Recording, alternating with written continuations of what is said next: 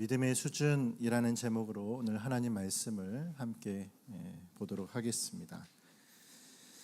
자, 우리가 지난 시간에 4장 말씀의 12절까지의 말씀을 함께 다루면서 제목을 믿음의 예시라고 이야기를 했었습니다. 믿음의 예시는 한 인물에 대한 것이었는데 그 인물이 누구였죠? 아브라함이었습니다. 아브라함이 가진 믿음, 그 믿음이 어떤 믿음인지에 대해서 우리가 함께 관찰을 했고요. 그리고 그 믿음과 우리의 믿음이 어떤 관계가 있는지에 대한 궁극적인 고찰이 이 말씀의 주된 내용이고 우리가 함께 살펴보았던 내용이다라고 할 수가 있어요.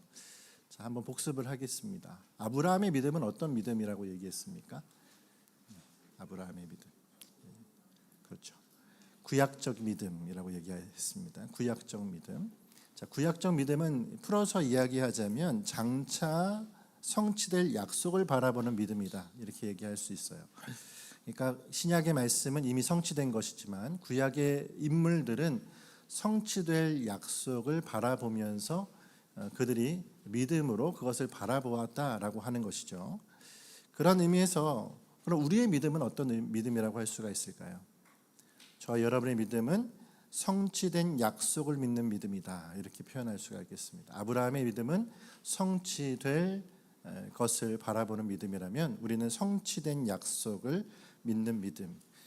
좀 더 엄밀하게 얘기하면 성취된 약속 그 자체가 예수 그리스도잖아요. 그러니까 실제를 믿는 믿음이다. 이렇게 얘기할 필요가 있겠죠. 실제 예수 그리스도입니다. 할렐루야. 우리의 믿음은 실제를 믿는 믿음. 아브라함은 실제가 오기 전이기 때문에 그 실제가 되는 약속을 바라보는 믿음이다 얘기할 수 있다라는 거죠. 그래서 우리가 누군가 여러분에게 그리고 저에게 무엇을 믿느냐고 물어본다면 여러분 어떻게 대답하시겠어요? 우리의 대답이 이제는 이런 대답이 나와야겠죠. 성취된 약속 그 예수 그리스도를 저는 믿습니다. 이렇게 이야기할 수 있어야 합니다. 한번 따라하겠습니다. 성취된 약속, 예수님을 믿습니다. 누군가 여러분 무엇을 믿습니까 할 때 다른 건 이야기할 것이 아니라 예수님, 나에게 약속의 성취이신 그분을 믿고 있습니다. 이러한 대답을 하는 저와 여러분이 되어야 된다라는 거예요. 자, 또 하나는 뭘까요? 그렇다면 이 구약의 믿음, 아브라함의 믿음과 우리의 믿음은 어떤 상관이 있습니까? 상관이 있을까요? 없을까요? 바울이 이야기하는 것은 아브라함의 믿음과 오늘 우리의 믿음이 아주 긴밀하게 상관이 있다라고 얘기를 하고 있는 것입니다. 4장의 말씀의 이야기가 그 상관 있음에 대한 이야기를 하고 있는 거예요. 왜냐하면 아브라함과 우리가 가진 믿음의 동질성 때문이다 이렇게 얘기했어요. 그래서 지난주에 두 가지의 동질성을 이야기했습니다. 첫 번째 동질성이 뭡니까? 믿음의 동질성이다라고 얘기했어요. 자, 믿음의 동질성은 소위 말해 믿음의 대상이 동일합니다. 우리는 이미 오신 예수 그리스도를 믿죠. 그런데 아브라함은 믿음의 대상이 뭘까요? 아브라함 역시도 예수 그리스도입니다. 하지만 오시기 이전이기 때문에 오실 예수 그리스도를 대망하며 그를 바라보며 믿었다라고 이야기할 수가 있어요. 그렇기 때문에 아브라함의 믿음을 우리가 좀 곱씹어 보면은 그는 이삭을 드릴 때에도 어떻게 드렸습니까? 살리실 것을 아는 믿음으로 드렸다 이렇게 얘기했죠. 그러니까 그의 믿음은 철저하게 오실 메시아에 대한 예표로서 하나님 앞에 그 믿음을 보이고 있었다라는 것을 볼 수가 있어요. 그러니까 오신 예수 그리스도라고 하는 믿음의 대상의 동질성이 아브라함과 우리에게 있어요. 만약에 이게 틀리면 아브라함의 믿음과 우리에는 상관이 없습니다. 그렇죠? 하지만 철저하게 논리적으로 아브라함과 우리의 믿음은 동질성을 지닌다라고 바울이 이야기하고 있다는 사실이에요. 이 믿음의 동질성의 또 하나는 뭘까요? 의롭게 되는 원리가 동일하다라는 겁니다. 의롭게 되는 원리. 자, 의롭게 되는 원리가 뭘까요? 여러분 어떻게 의롭게 되십니까? 에베소서 말씀 지난주에 우리 2장 8절 말씀을 한번 보면서 이야기했었습니다. 무슨 얘기죠? 은혜에 의하여 믿음으로 말미암아 구원을 얻습니다. 할렐루야. 예수 키포인트가 뭡니까? 은혜죠. 은혜에 의하여 믿음으로 말미암아 구원을 얻는다. 쉽게 말해서 우리가 의롭게 되는 원리는 믿음으로 그러니까 은혜에 의하여 믿음으로 말미암아 된 것입니다. 은혜로 된 것이죠. 근데 이 은혜는 누구에게도 동일하다는 얘기죠? 아브라함에게도 동일하게 그가 의롭게 된 이유는 은혜에 의하여다라는 거예요. 할렐루야. 예. 그래서 창세기 말씀에 보면은 할례가 먼저가 아니었어요. 무엇이 먼저였습니까? 믿음이 먼저였는데 그 믿음이 있기까지의 하나님이 하신 조치가 먼저였습니다. 할렐루야. 이게 은혜죠. 아브라함에게 찾아오셔서 그를 이끌어 가시는 건 온전히 하나님의 은혜라는 사실이에요. 은혜에 의하여 믿음으로 말미암아 의롭게 여기시는 일이 아브라함에게도 있고 오늘 우리에게도 있다라는 사실입니다. 자, 이게 믿음의 동질성이었어요. 자, 그러면 또 하나의 동질성은 뭘까요? 은혜의 동질성이다 이렇게 얘기할 수 있어요. 그러니까 핵심이 뭡니까? 그래서 아브라함과 우리가 서로 교차되는 지점은 은혜입니다. 아브라함도 은혜로 구원을 얻은 것이고 오늘 우리도 은혜로 구원을 얻었잖아요. 그 은혜의 결과가 무엇이냐 했을 때 그 은혜의 결과는 바로 간과하심의 은혜라는 거예요.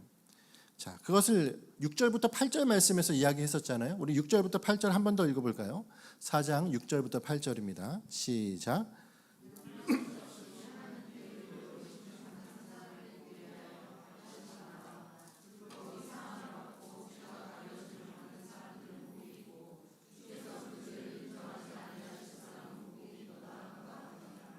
아멘. 자, 이 말씀이 뭡니까? 우리가 아브라함을 얘기하고 있지만 지금 다윗의 예를 또 한번 들죠. 그러니까 다윗의 예를 드는 이유는 뭘까요? 구약의 모든 인물들에게 있어서 동일한 은혜의 결과였다라는 거예요. 그러니까 하나님 앞에 구원으로 나가게 되는 것은 다른 것이 아니라 간과하심의 은혜, 사하심의 은혜밖에 없다라는 것을 구약의 인물들을 통해서 다시금 말해주고 있다라는 겁니다. 그래서 간과하심의 은혜가 오늘 우리에게도 동일하고요. 그리고 아브라함에게도 동일했어요. 그러니까 은혜는 무엇이죠? 은혜는 내가 받아야 될 죄의 처리, 죄 앞에서 아무것도 할 수 없고 그대로 처리될 수밖에 없는 우리가 무엇이 된 거죠? 처리되지 않고 하나님의 패스오버, 간과하심의 은혜로 나가게 되는 하나님의 결과를 맞이했다라는 사실이에요. 할렐루야. 쉽게 말하면 구약 역시 스스로 죄악으로 건질 수 없는 자를 간과하심으로 건져주셨고 신약 역시도 구원의 분수령, 우리가 지난 시간에 얘기했죠. 복음의 분수령을 통하여서 변곡점이 우리에게 생겼습니다. 이제는 이 곡선이 하락세에서 어떻게 해요? 하나님 앞으로 나아가는 다른 곡선으로 세워지게 하시는 변화의 변곡점을 우리에게 찍어주셔서 우리로 이제는 은혜로 나아가는 변화로 달려갈 수 있게 하셨다는 사실이죠. 이게 은혜의 동질성이다라는 거죠. 쉽게 말하면 아브라함에게 있어서 이 은혜의 변화가 없다라면은 그는 세상 사람으로 끝날 자였어요. 그렇지 않습니까? 그냥 우상 숭배하던 집안에서 자라던 한 사람이 하나님의 은혜로 그곳에서 나와서 하나님을 섬기게 되어지는 모든 과정은 믿음이라고 하는 그 안에서의 중심이 있지만 모든 것은 은혜 안에 있었다는 사실이죠. 그러므로 아브라함의 믿음과 우리의 믿음이 복음 이전과 복음 이후라고 하는 시차가 존재하긴 해요. 그렇죠? 아브라함은 복음 이전에라고 하는 시차와 우리는 복음 이후라고 하는 시차가 있지만 그 시차와 상관없이 그 믿음과 우리의 믿음은 동일한 믿음이다라는 겁니다. 할렐루야. 이게 이 1절부터 12절까지의 말씀에 대한 해설이라고 얘기할 수가 있어요. 사실 여러분 바울이 아브라함을 예시로 든 것은 어떤 이유였습니까? 바울이 아브라함을 예시로 이 동질성을 증명하는 이유는 따로 있죠. 왜입니까? 지금 저들 표면적 유대인들이 주장하고 있는 바가 뭐예요? 율법의 의의 기준으로 의롭게 될 수 있다라고 얘기하고 있기 때문에 그래요. 자, 우리는 지금까지 무슨 얘기를 했죠? 은혜에 의하여 믿음으로 의롭게 되는 것인데 그것과 전혀 상관없이 표면적 유대인들에게 있어서는 뭐예요? 그들은 율법의 의로서 그 의를 준행하는 자에게 의롭다 하심이 있다라고 얘기를 하고 있다라는 겁니다. 그러니 그들에게 있어서 무엇이 그들에게도 근거죠? 아브라함이 그들에게도 근거예요. 우리의 조상 아브라함부터 우리는 이렇게 살아왔고 이렇게 할례 받아왔고 이렇게 하나님 앞에서 섬겨왔던 우리는 하나님의 백성이다라고 하는 자기들만의 정체성을 가진 표면적 유대인들, 그 당시에 유대인들이 있었다라는 거죠. 근데 그 아브라함의 혈통을 비롯하여서 이유를 들고 있는 그들을 향하여서 아브라함이 그에게 어떠한 기준으로 그들에게 작용합니까? 그들에게 의의 기준은 할례와 율법이죠. 그렇죠? 같은 아브라함을 두고 아브라함이 우리에게 의라고 하는 것에 대한 근거다, 그 예시다라고 그들이 얘기해요. 근데 그 의에 대한 예시는 율법의 예시입니다. 자, 율법의 예시로서 아브라함은 율법의 조상이고 할례의 조상이다. 그런지 이스라엘의 조상 아브라함이 우리에게는 예시다라고 얘기하는 게 누구라고요? 표면적 유대인들, 그 당시 유대인들의 모습입니다. 그러니까 여기에다 대항하여서 아브라함이 얘기하는 거예요. 아니다고. 아브라함은 율법의 조상, 할례의 조상으로서 이스라엘의 조상이 아니라 믿음의 조상이라는 거예요. 할렐루야. 예. 이 주장을 반박하면서 바울은 의의 근거는 할례와 율법이 아니라고, 의롭게 됨의 근거는 할례와 율법이 아니라 믿음과 은혜임을 증명하고 있는 거예요. 그러니 오늘 우리가 이렇게 공부하고 함께 해설하고 말하고 있는 이 이야기는 아브라함이라고 하는 사람을 우리가 어떻게 보아야 하는지에 대한 좋은 학습이기도 합니다. 자, 그런 의미에서 여러분 13절, 오늘 말씀 13절은 지난 시간 봤던 이 본문의 말씀의 핵심의 메시지를 정리해 주고 있어요. 한번 13절 한번 읽어볼게요. 13절 시작. 아브라함이나 그 후손에게 세상의 상속자가 되리라고 하신 언약은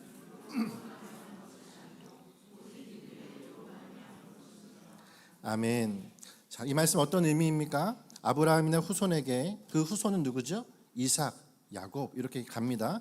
아브라함이나 그 후손에게 세상의 상속자가 되라고 하신 언약은 쉽게 말해 계속 하나님은 그들에게 약속을 주셨어요. 뭐요? 저 열방, 그러니까 모든 민족 안에서 너의 씨가 편만하게 될 것이고 모래와 같을 것이고 하나님이 너의 민족을 충만하게 할 것이다, 이렇게 얘기하시잖아요. 근데 아브라함이나 그 후손에게 세상의 상속자가 되리라고 하신 이 언약은 율법으로 말미암는 것이 아니고 오직 믿음의 의로 말미암는 것이다, 이렇게 얘기하고 있는 거예요. 자, 아브라함이 세상의 상속자가 된다는 약속은 바울에게 있어서는 어떤 근거라고요? 율법이 아니라 믿음이 근거다라고 얘기하는 겁니다. 이거 여러분 어떻게 보면 세상의 상속자라고 하는 것이 무엇일까? 여기에 멈춰서 우리가 이 해설이 잘 되지 않을 수도 있어요. 여러분, 세상의 상속자가 무엇일까요? 세상의 상속자. 창세기 17장을 한번 여러분 펴보시겠습니다. 창세기 17장 5절의 말씀인데요.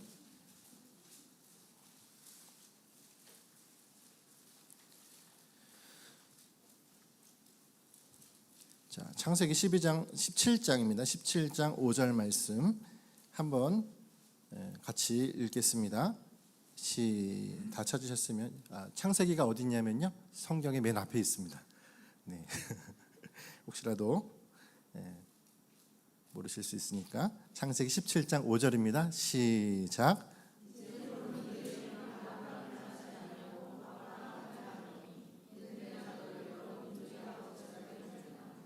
아멘. 자, 여기 뭐라고 그랬죠? 여러 민족의 아버지, 열국의 아버지라고 되어 있죠. 세상의 상속자라는 표현은 열국의 아버지라는 표현이에요. 열국의 아버지가 뭐예요? 세상의 상속자라고 하는 표현과 같은 겁니다. 쉽게 말하면 아브라함에게 약속하신 세상의 상속자, 열국의 아버지가 되리라고 하신 언약은 이라는 뜻이에요. 열국의 아버지가 되리라고 하신 언약은 율법으로 말미암는 것이 아니라 믿음으로 말미암는 것이다. 여러분, 이제 좀 내용이 우리에게 쉽게 다가오지 않으십니까? 세상의 상속자가 뭐지? 하면은 내용이 잘 이해가 안 돼요. 근데 우리는 알잖아요. 열국의 아비, 하나님께서 아브람을 아브라함으로 바꾸셔서 열국의 아버지가 되게 하신 그 의미를 알고 있기 때문에 하나님은 아브라함을 모든 민족의 아버지가 되게 하시는구나. 자, 그 근거가 뭐라고요? 율법이 아니라 믿음이라고요. 이거 헷갈리실 분이 없으시죠? 왜요? 이때는 율법이 없었기 때문입니다. 이때는 율법이 아니라 믿음밖에 없었다라는 거예요.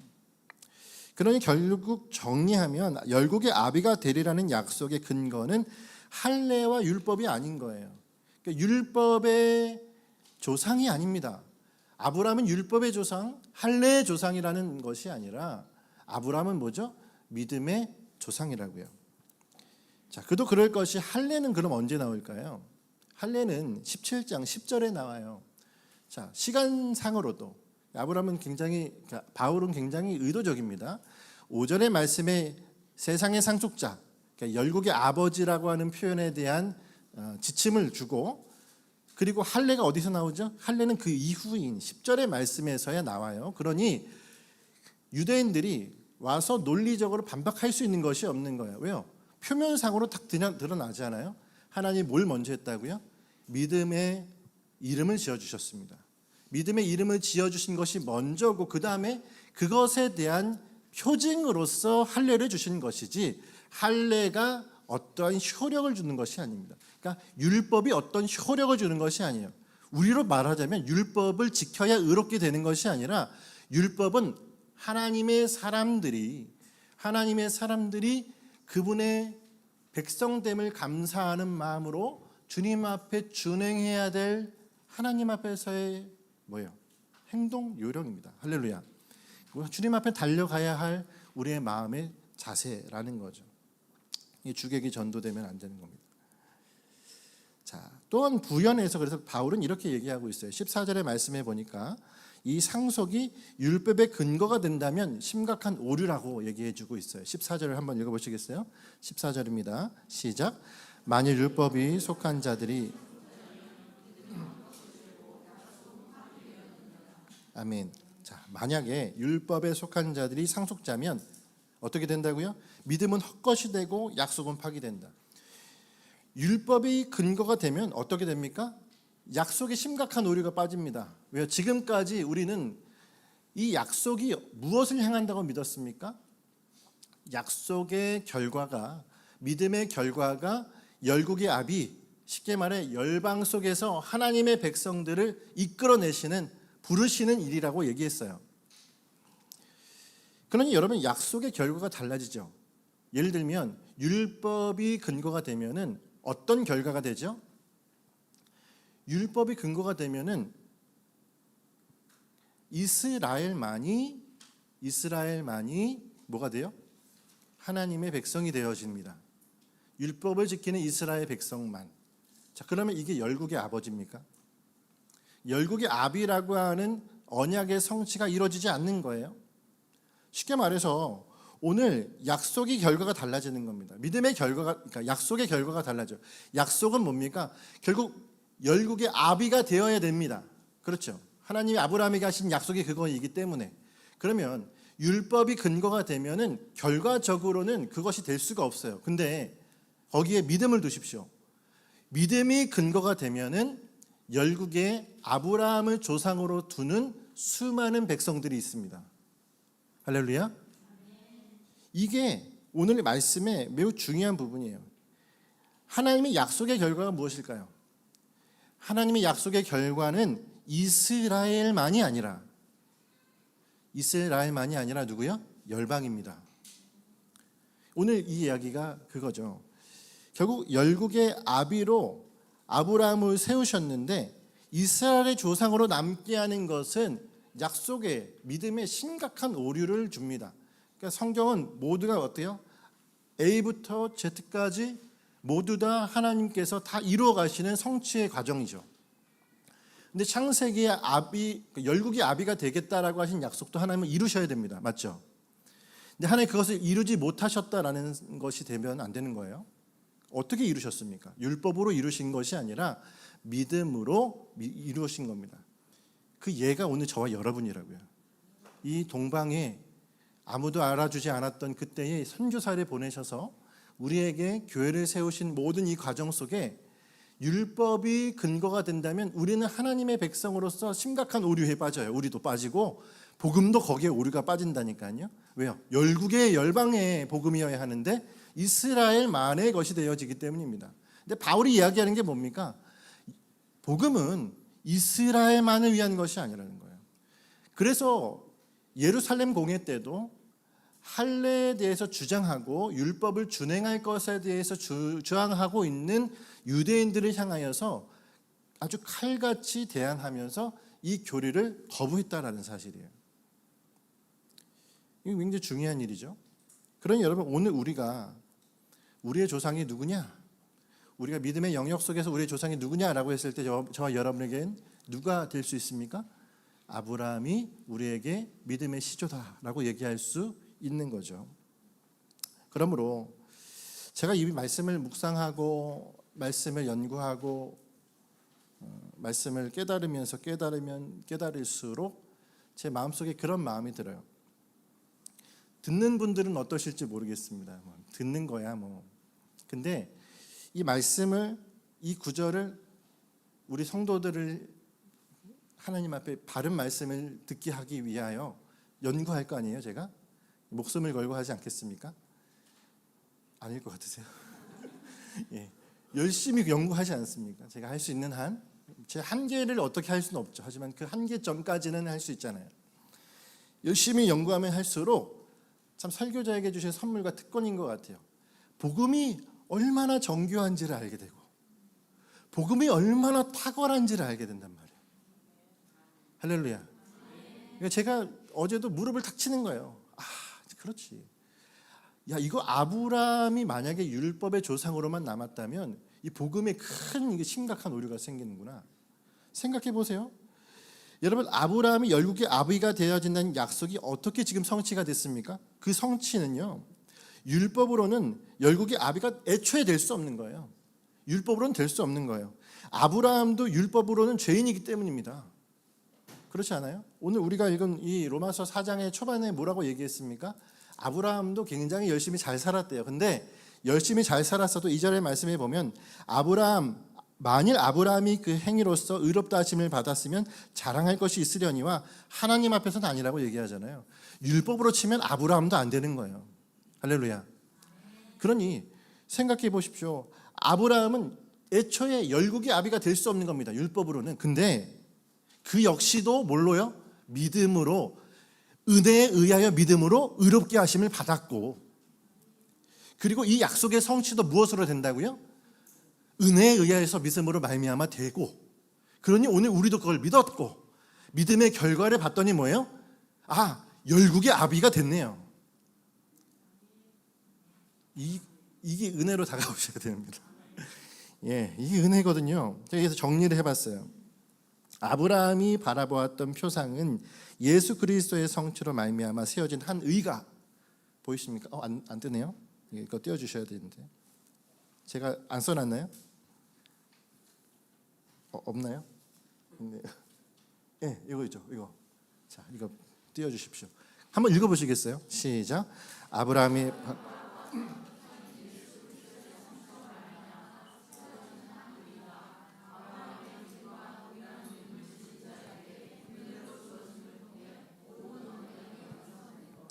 아멘. 여러분, 이 이야기가 이해가 되십니까? 한번 잠깐 여러분에게 시간을 드릴게요. 쭉 한번 그냥 넘기지 마시고요. 스킵하지 마시고 한번 쭉 이 이야기를 한번 담아보세요. 아브라함이 바라보았던 표상인 예수 그리스도의 성취. 표상이 예수 그리스도예요. 근데 그 표상인 예수 그리스도의 성취로 말미암아 그 전에 없었던 한 의가 나타났어요. 3장 21절의 말씀. 아멘. 자, 그리고 아브라함의 믿음과 동일한 믿음을 지닌 자 누구예요? 저와 여러분, 우리가 은혜로 주어짐을 통해서, 은혜로 그것이 주어짐을 통해서 모든 언약이 완성이 되는 거예요. 이해가 되세요? 이 언약이 완성되었다. 예수님의 십자가는요, 그냥 단지 십자가 상에서만 완성된 게 아니에요. 그 십자가 어디까지 영향을 미치느냐? 성경의 처음부터 끝까지의 모든 것이 완벽하게 성취가 되어지는 것입니다. 언약의 완성은 단순히 십자가만을 말하는 것이 아니에요. 구약의 모든 예언과 예표의 완성입니다. 구약에 있는 모든 예언과 예표의 완성. 그러므로 여러분, 오늘 우리가 이 복음을 대할 때 어떤 마음으로 대해야 될까요? 이 복음을 대할 때 매주 듣는 복음이니까 실증 나십니까? 매주 듣는 복음이니까 그냥 대충 이렇게 오늘도 또 때우고 가시겠습니까? 아니요. 여러분, 이 복음이 우리에게 생명입니다. 적어도 이 복음을 알고 연구하는 사람은 알게 됩니다. 모를 수가 없어요. 복음은 개개인에게 주어지잖아요. 근데 복음은 개개인에게 주어지지만 그 범위는 열방이에요. 열방을 품고 있는 이 복음, 그만한 가치와 그만한 깊이와 그만한 완성도를 가진 놀라운 복음, 이것이 오늘 저와 여러분이 믿는 복음입니다. 우리는 오늘도 복음을 얘기할 수밖에 없고, 이 복음을 매주 얘기해도 사실 부족해요. 왜요? 일주일에 하루 이 자리에 모이잖아요. 근데 이 자리에 우리가 30분, 40분 말씀을 듣는데, 그것도 허용하지 않는 교회들이 한 20분 설교하고 마치겠지만, 여러분 40분 듣는 설교 중에 복음이 없다 생각해 보세요. 복음이 일주일 되면 또 까막눈이 되잖아요. 그 복음이 뭐였는지 일주일 만에도 까먹고 돌아오지 않습니까? 그러니까 매주 사실 이 복음에 대해서 감격하며 달려가도 모자랄 것이 우리의 모습이에요. 할렐루야. 나는 복음을 하찮게 여길 수 있어요. 그러니까 사람마다 신앙의 수준이 다를 수 있으니까 어떤 사람에겐 하찮은 복음일 수 있습니다. 하지만 그 사람이 복음을 하찮게 여긴다고 해서 복음이 하찮지 않습니다. 누군가 부끄러워한다고 해서 그 복음이 부끄러운 것이 아닙니다. 복음 자체가 가지고 있는 이 놀라움은 이미 사실로 증명이 되고 있기 때문에 그런 거예요. 그러면 이 복음의 깊이와 넓이를 알면 우리가 감당할 수 없는, 감당하지 못할 생명의 복음이 바로 나의 것이 된다라는 거예요. 한번 따라하겠습니다. 몰라서 그렇게 말함. 제가 여기 써놓고 제가 글을 잘 못 읽어서요. 한번 따라하겠습니다. 몰라서 그렇지 알면 그럴 수 없습니다. 아멘이신가요? 우리가 몰라서 그럴 수는 있어요. 근데 알고선 절대로 그럴 수 없습니다. 복음에 대해서 알면은 절대로 그럴 수 없어요. 우리가 지난주에 우리 송순호 성도님, 고 송순호 성도님의 남편과 자녀를 위해서 기도하자고 얘기를 했었어요. 왜냐하면 이 송순호 성도님이 정말 복음으로 열정적으로 달려가면서 계속 기도했던 거가 이제 자녀들, 우리 교회에 2번 정도 예배를 같이 드렸는데 자녀들의 얼굴도 여러분 기억하시는 분들이 있을 겁니다. 아직 말씀과 복음이 그들에게 정말 이 생명처럼 다가와야 하는데 하나님의 때가 있을 거라고 생각이 돼요. 이번에 그 지난주에 제가 그래서 기도하면서 남편이 구원받을 수 있도록 또한 우리 자녀를 위해서 기도했는데 하나님이 참 우리보다 앞서 일하시는 하나님인 줄 믿습니다. 기사를 봤어요. 이제 이 송순호 성도님을 계속 주목해 왔던 한 분이 자신이 수필처럼 이렇게 글을 써서 올려주셨는데 제가 이제 같이 이제 봉사하는 우리 복음기도 신문 편집위원으로 제가 봉사하는 그 편집 안에서 이거를 또 공유해 주셨어요. 근데 송순호 성도님이 이제 돌아가시기 전부터 남편과 오빠를 위해서 계속 기도를 하셨대요. 남편과 오빠를 위해서 하나님 정말 이 마음을 바꿔주시도록. 사람이 또 그렇죠. 열정을 가진 사람 근처에 그것과 정면으로 반대되어지는 사람들이 꼭 있습니다. 그렇게 복음을 거부하고 정말 들어가지 않으려고 하는 그 모든 가정 속에 있을 때 이제 임종을 맞이하게 된 거예요. 사실 우리의 눈으로 봤을 때는 더 이상 뭐 힘쓸 수 있는 것이 없잖아요.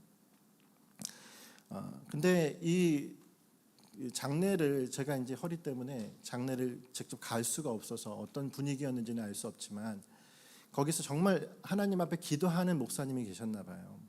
기도하면서 이 가족들에게 복음을 들려주고 싶고 그 복음을 알려주고 싶은 한 목사님이 그러니까 장례가 진행되는 중에 위로 예배를 한번 가족들과 한번 드리고 싶으셨다고 합니다. 그래서 그 전날 이제 하관 이제 입관을 하고 이제 발인을 하는 그 전날 밤 10시에 그 위로 예배를 가족들 같이 드릴 수 있겠습니까라고 해서 그들을 좀 초청해서 같이 예배를 드리고 싶었는데 이 예배가 결국에는 성취가 안 됐어요. 왜냐하면 남편이었나요? 남편이 거부했어요. 네. 그래서 예배가 드리지 못하는, 그러니까 그 드리고자 하는 복음을 들려주고자 하는 목사님이 마음이 애가 타는 거예요. 어떻게 하면 이들에게 복음을 한 번이라도 더 전할 수 있을까?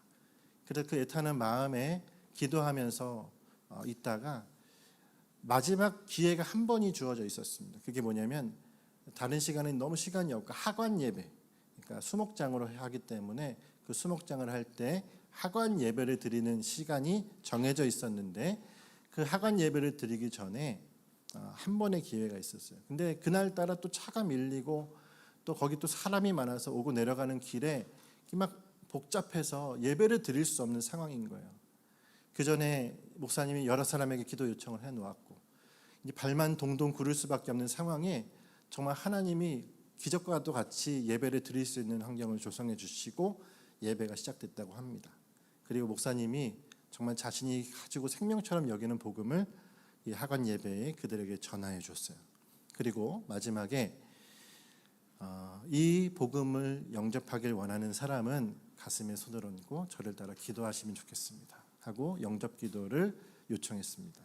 그때 놀라운 일이 오빠와 그리고 남편이 가슴에 손을 얹고 함께 기도하기 시작했다라는 거예요. 할렐루야. 네. 여러분 이 과정 속에서 하나님이 영광을 보셨음을 믿습니다. 단지 한 번의 영접 기도로 모든 신앙의 패턴이 바뀌지는 않을 거예요. 하지만 하나님이 그 안에 씨를 심겨주셨으면 반드시 하나님 잘하게 하시거든요. 그 은혜를 믿고 나아가는 오늘 저와 여러분이면 됩니다. 중요한 건 무엇이냐면 여러분 이 모든 과정이 누구와 함께 했습니까? 복음이 생명이라는 것을 아는 사람, 복음이 얼마나 나에게 탁월한지를 아는 사람, 복음을 믿으면 정말 내 모든 삶이 이제는 바뀐다라는 사실을 아는 그 사람을 통하여서 열정을 주시고 그리고 그 안에서 하나님이 용기를 주셔서 이 일을 감당하게 하신다는 사실이에요. 그러므로 여러분 몰라서 그렇지 알면 절대로 복음을 무시할 수 없습니다. 복음을 기준으로 살아가게 돼요. 그러니 여러분 말씀을 연구하시길 바랍니다. 이상하게 연구하지 마시고요. 하나님 없는 신학들, 저 사신 신학들 따라가서 연구하지 마시고 야, 이 복음이 얼마나 탁월한가를 여러분 발견하시는 말씀 묵상. 할렐루야. 저기 뒤에요. 여러분 말씀 묵상하실 수 있도록 9월달 말씀 묵상집이 비치가 되어 있습니다. 꼭 5명이 안 가지고 가시는데 그 5명을 위해서 제가 기도하고 있어요. 주님 말씀 묵상이 살아나게 해주십시오. 네, 말씀을 관찰하시고 그 안에 들어가셔야 돼요. 내가 말씀 안에 들어가서 예수님은 도대체 어떠한 마음으로 이 일을 하셨을지, 그 안에서 어떠한 하나님의 감격이 내 안에 다가오게 될지, 그 말씀에 대한 묵상과 이것이 이제 기도가 되어서 그래서 그 기도 안에서 살아가는 삶의 모습, 이것이 우리의 삶이 되면요, 그때부터 우리의 삶에 놀라운 파급력과 놀라운 역사가 일어날 줄을 믿습니다.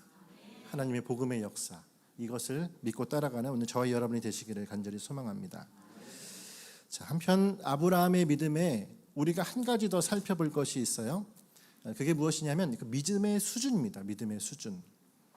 사실 우리가 믿음의 수준이라고 하면 믿음에도 수준 차가 있구나 이렇게 생각할지 모르겠는데 오늘 그걸 얘기하려는 건 아니에요. 근데 믿음의 수준인데 그 믿음의 수준은 믿음의 정도 이렇게도 얘기할 수가 있겠어요. 자, 17절의 말씀을 한번 읽어보면 좋겠습니다. 아브라함의 믿음의 수준이 어디까지라고 할 수 있는지 17절에서 얘기해주고 있거든요. 17절 시작. 기록된 바 내가 너를 많은 민족의 조상으로 세웠다 하심과 같으니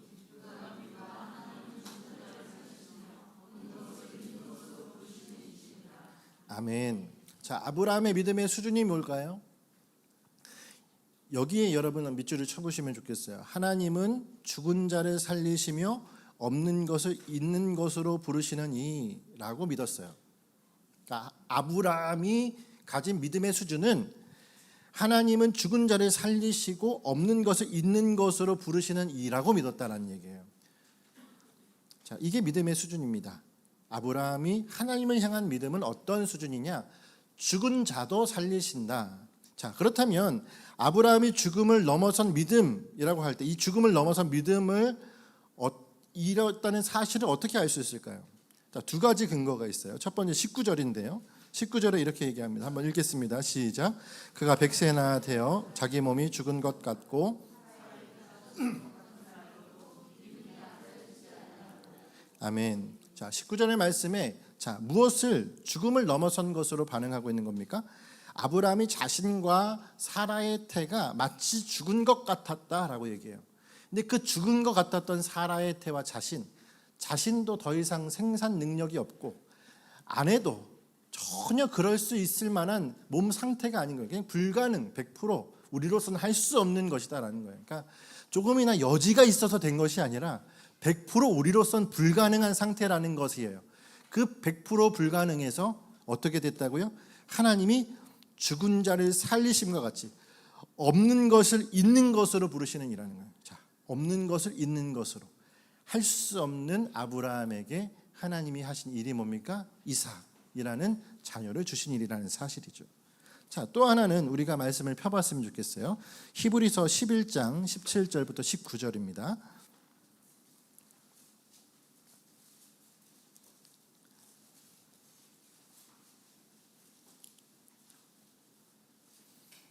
'히브리서 11장 17절부터 19절.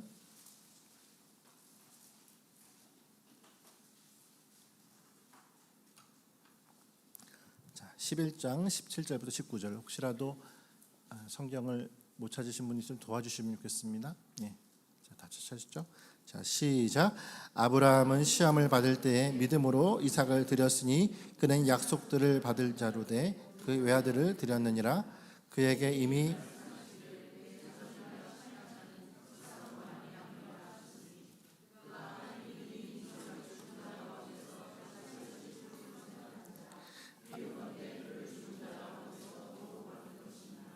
아멘. 자, 여러분 17절부터 19절의 말씀, 아까 우리가 지나치면서 얘기했던 그 부분이에요. 무슨 얘기입니까? 아들 이삭을 바치면서 그가 어떻게 생각했다고요? 죽어도 다시 살리실 것을 알고 반응했다라는 거예요. 자, 이걸 무엇이라고 우리가 표현하죠? 뭐 다르게 부활, 신앙. 아브라함의 신앙의 믿음의 수준은 어디까지냐? 죽은 자도 살리시는 분이고 없는 것도 있게 하시는 분이라고 믿고 그가 나아가는 수준입니다. 믿음의 수준이 그 정도라는 얘기예요. 아멘이십니까? 그리고 아브라함의 믿음의 수준은 삶의 바운더리에 머물지 않았어요. 내 삶에 뭐가 이루어지고 채워지고 정도가 아니라 삶을 넘어서 죽음까지도, 그러니까 영원이죠. 영원한 믿음, 영원을 담아 있는 믿음을 가진 모습이 아브라함의 믿음이었습니다. 자, 그러면 우리가 이렇게 얘기할 수 있죠. 아브라함 믿음 정말 대단했네요. 아브라함은 정말 믿음의 조상이 맞네요. 근데 여러분, 우리가 그 얘기를 지금 하려는 것일까요? 아니라니까요. 동질성 따지자는 거예요, 지금. 아브라함의 믿음이 그 믿음이면 우리는 어떤 믿음이어야 되죠? 동질성. 다시 말해, 우리 역시도 어떻게 믿는 겁니까? 하나님은 죽은 자를 살리시고 없는 것을 있게 하는 부르시는 그 이라고 믿는 믿음. 할렐루야. 여러분, 그 믿음이 여러분에게 있습니까? 우리에게 있느냐는 말이에요. 그거 우리가 살펴보는 겁니다. 여러분, 정답을 알려드릴게요. 예수 그리스도를 믿는 저 여러분은 그걸 믿지 않으면 믿을 수가 없습니다. 이게 어떻게 써 있을까요? 23절, 24절의 말씀에 그게 써 있어요. 23절, 24절 오늘 말씀 시작. 그에게 의로 여겨졌다 기록된 것은 아브라함만을 위한 것이 아니요 의로 여기심을 받을 우리도 위함이니 곧 예수 우리 주를 죽은 자 가운데서 살리신 이를 믿는 자니라. 아멘. 자, 여기가 핵심이죠.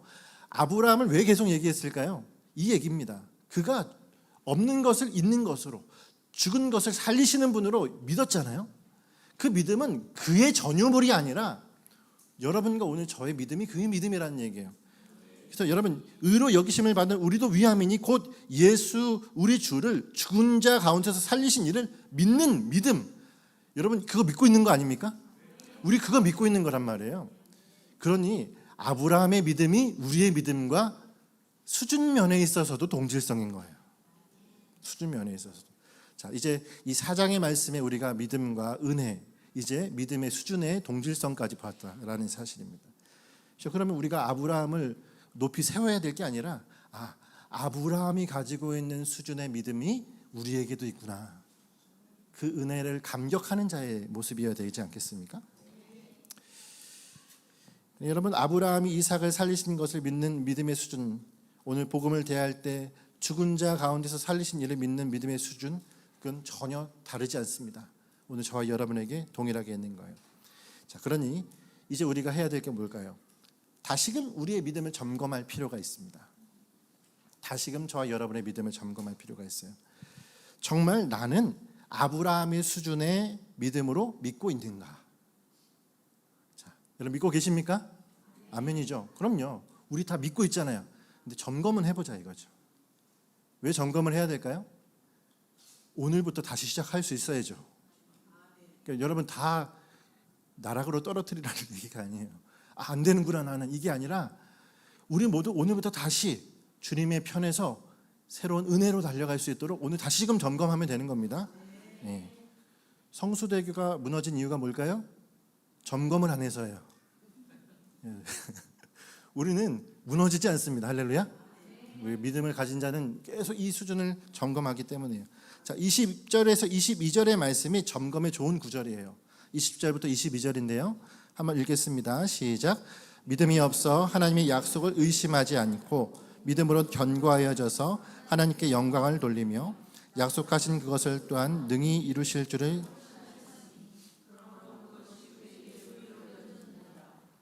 아멘. 자, 하나님이 그의 의를 의로 여겨주신 것에 대한 내용입니다. 어떤 것이죠? 자, 세 가지였어요. 아브라함의 믿음은 의심하지 않는 믿음이었습니다. 약속을 의심하지 않고, 또 하나는 뭐죠? 믿음으로 견고하여져서. 두 번째는 뭡니까? 그래서 견고한 믿음이었습니다. 견고해졌다고 했어요. 자, 견고하다는 얘기는 뭐죠? 갈수록 더 단단해졌다는 얘기입니다. 할렐루야. 그러니까 우리 여러분 이따가도 얘기하겠지만 믿음의 탈선 걱정하지 마세요. 믿음이 있는 사람은 믿음이 깎여 나가는 게 아니라 더 단단해지거든요. 믿으십니까? 세 번째 뭘까요? 능히 이루실 줄을 확신하였으니 반드시 그분이 이루실 것을 믿었다라는 사실이에요. 우리의 믿음을 한번 점검해 보세요. 이 세 가지가 있습니까? 정말 의심하지 않으시죠? 더 견고해지고 계시죠? 그리고 이루실 것을 믿으시죠? 자, 우린 그러면 이미 이루셨잖아요. 그럼 뭘 이루실까요? 하나님께서 다시 오실 그분. 할렐루야. 우리 가운데 다시 오셔서 그 하나님의 새하늘과 새 땅에서 하나님의 나라를 대망하며 살아가도록 하실 그 하나님의 놀라운 일들을 우리는 다시 뭐예요? 장차 이루실 일들로 믿고 살아가는 자들이에요. 자, 이 믿음이 오늘 저와 여러분에게 있다면 여러분 이렇게 우리가 생각할 수 있어요. 아브라함 편에서 이걸 한 번 더 생각해 볼게요. 아브라함 편에서 생각하면 이건 뭘까요? 하나님의 약속은 신뢰할 만하고 견고하고 반드시 이루실 것이라고 여긴 거예요. 자, 믿음이 얼마나 단단합니까? 아니, 복음이 얼마나 탁월합니까? 여기 또 나오는 거예요. 하나님의 약속, 복음은 신뢰할 만합니다. 견고합니다. 그리고 반드시 이루어집니다. 자, 그 복음이 그러하니까 그대로 믿는 거죠. 그렇지 않은 걸 믿는 게 아니라, 그러니까 우리는 세상 속에서도 믿음을 많이 강조하잖아요. 근데 허황된 것을 믿어요. 로또를 믿거나 수많은 점괘를 믿잖아요. 그건 정말 얼마나 수준 낮습니까? 그게 이루어지거나 이루어지지 않을 것에 대한 여러 확률의 차이가 있잖아요. 근데 확률적으로 생각해 보아도 복음은 뭐예요? 견고하고 의심할 여지가 없고 당연하게 이루어질 일이에요. 할렐루야. 그 복음을 향한 우리가 어떤 믿음을 가져야 된다고요? 복음이 그러하기 때문에 네 믿음도 그렇게 주님 앞에 견고하게 의심하지 않고 이루실 걸 확신하면서 달려가는 것이 바로 믿음이라는 거예요.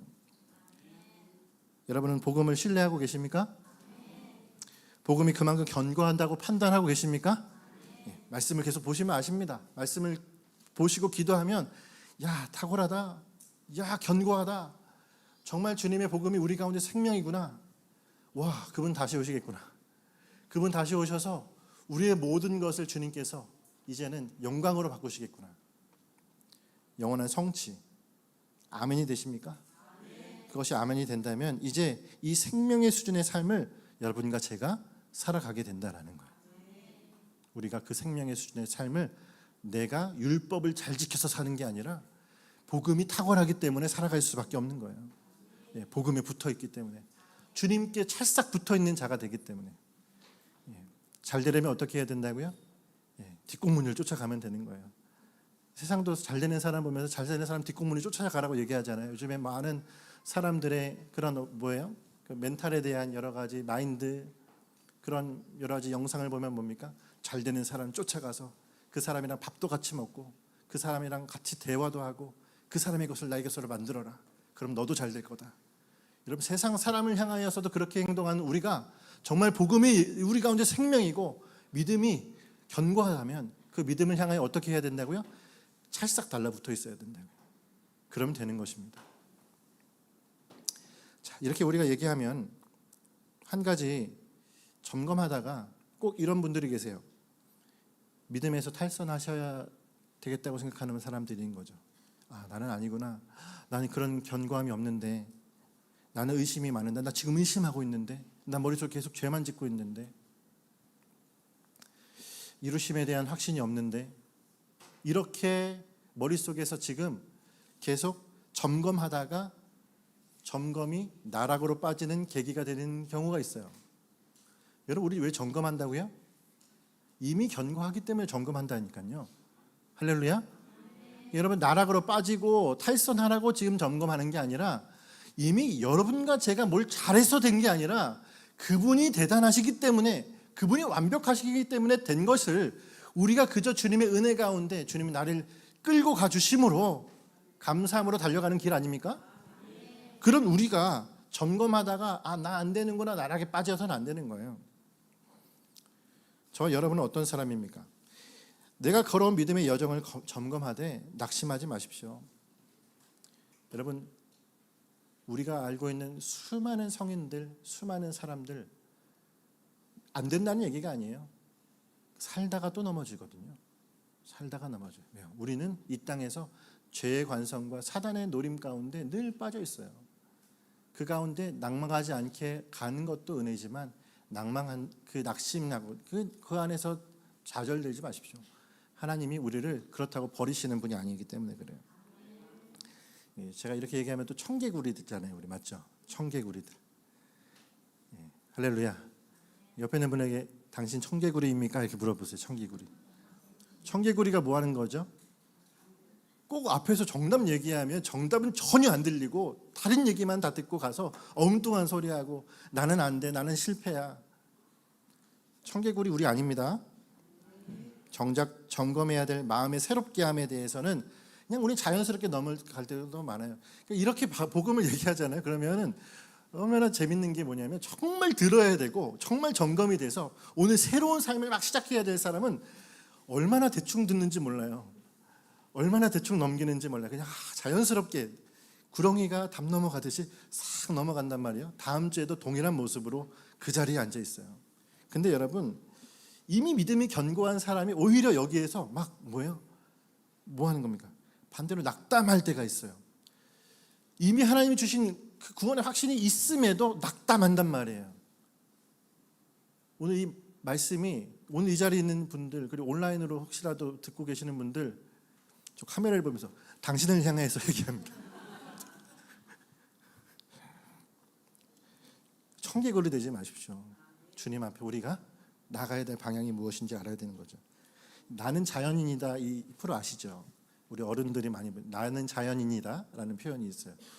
그 이제 이승윤이라는 이제 개그맨이 거기에서 나와서 산 속에 사는 사람들을 찾아가서 하루 이틀 같이 살다 나오는 그런 이제 프로그램이에요. 근데 이 프로그램을 이 이승윤이라는 개그맨이 한 10년 정도를 프로그램을 진행을 했나 봅니다. 진행하고 나니까 사람들이 어떻게 되죠? 매너리즘에 빠지잖아요.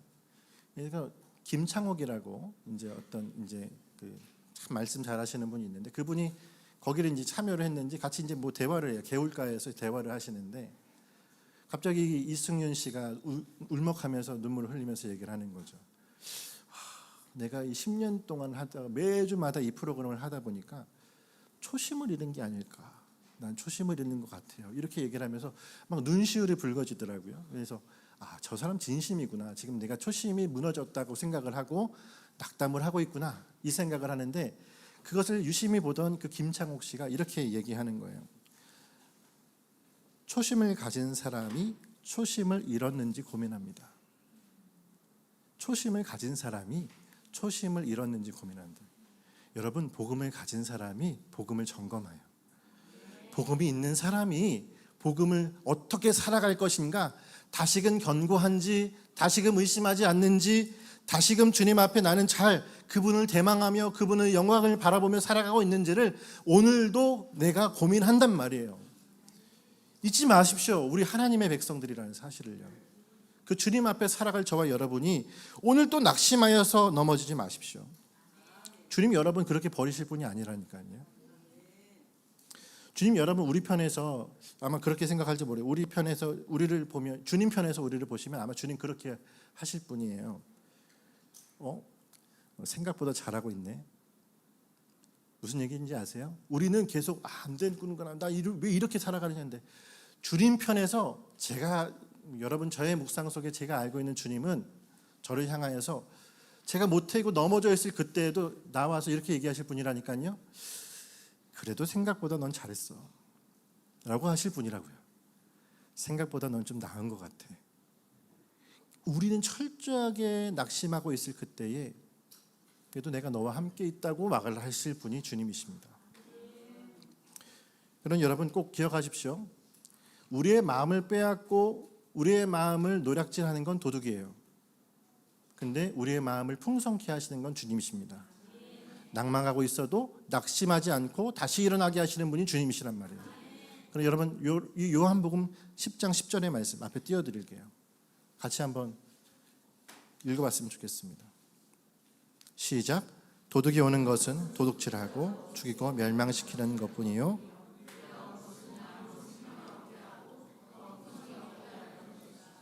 아멘. 여러분 믿으십니까? 우리가 잊지 말아야 됩니다. 도둑은 우리의 마음을 빼앗으려고 하죠. 하지만 주님은 오늘 우리를 다시금 풍성함 가운데 생명으로 나가도록 하시는 분이라는 사실입니다. 큰아이가 학교를 이제 서산으로 다니고 있는데, 그 서산의 학교에는 이제 선교사를 파송하는 시간이 있어요. 단기 선교 2년 동안 나가는 선교사 파송 시간에 제가 작년에 참여를 했었는데, 그 상황에서 제 유심히 그 상황을 보는데 하나 특별한 일이 일어났어요.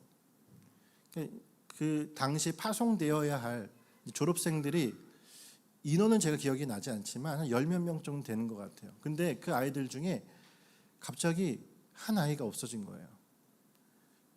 이 아이가 어디 갔지? 근데 저희는 잘 모르잖아요. 그 아이가 누군지. 이제 아이가 처음 들어가고 나서 이제 그런 행사들에 참여하는데, 근데 마지막 결단의 날이고 2년 동안 이제 나가서 거기서 하나님 앞에 이제 선교사를 감당하겠습니다 결단을 하는 그 시간에 한 아이가 사라졌습니다. 그 아이가 어딜 갔나 다 찾아다니고, 갑자기 행사가 중간에 막 그런 거 아시죠? 막 웅성웅성하는 분위기가 막 느껴지는 거예요. 그래서 저는 아내랑 같이 그 아이가 큰 병에 걸렸나 뭐 이러면서 했는데, 그게 아니에요. 도망간 거예요. 도망간 거. 못하겠습니다 하고 그 마지막 순간에 도망가 버린 거예요. 근데 그 아이를 또 수서문에 찾아서 아마 선생님이 얼르고 덜르고 다시 마음을 용기를 줬는지 울면서 다시 그 앞을 나오더라고요. 그 시간에 그 계셨던 대표 선교사님, 거기 있는 학교 선생님 다들 눈물바다인 거예요. 저와 아내만 이게 도대체 무슨 일이야 이러고 있고 다 눈물바다인 거예요. 왜 그럴까요? 이 아이와 지냈던 시간들이 있는 겁니다. 지내왔던 시간들을 아니까 이 시간들, 그래도 하나님이 이 아이를 끝까지 결단하는 시간 속에 돌아오게 하시고 나가는 이 모든 시간이 고생하던 모든 분들에게 눈물처럼 보이는 거예요. 여러분, 주님 그만 고생시킵시다. 주님을 그만 고생시킵시다. 주님 앞에 우리가 오늘도 도망가고 낙심하고 안 된다고 떼쓰고, 물론 주님 그것 때문에 이런 방구 우리 가운데 어떤 거 하소연하실 분 아니에요. 근데 우리가 주님 앞에 어떤 자세여야 됩니까? 이제는 복음이 이 정도인데 우리 고생시키면 안 되죠. 주님, 그 생명의 길을 함께 기뻐하며 따라가는 것이, 그 생명의 길로 함께 힘차게 달려가는 것이 오늘 주님 앞에 우리의 선생 되시고 우리의 생명수 되시고 우리의 모든 것이 되시는 예수 그리스도를 향한 우리의 바른 태도라는 것입니다. 오늘 이제 말씀을 마치겠습니다. 우리 두 가지만 기억하시면 되겠어요. 복음은 그 담긴 것을 살펴보면 살펴볼수록 더 값진 것임을 믿습니다.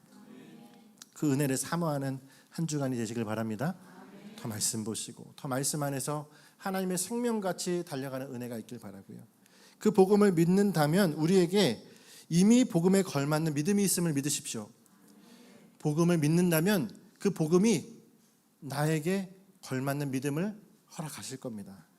그 믿음을 가지고 달려가는 저와 여러분, 그 믿음을 쓰고 여기고 나갈 때 반드시 주님의 영광을 보게 될 줄을 믿습니다. 그 영광을 보는 저와 여러분 한 주간 주님 앞에 승리하며 살아가길 간절히 소망합니다. 아멘.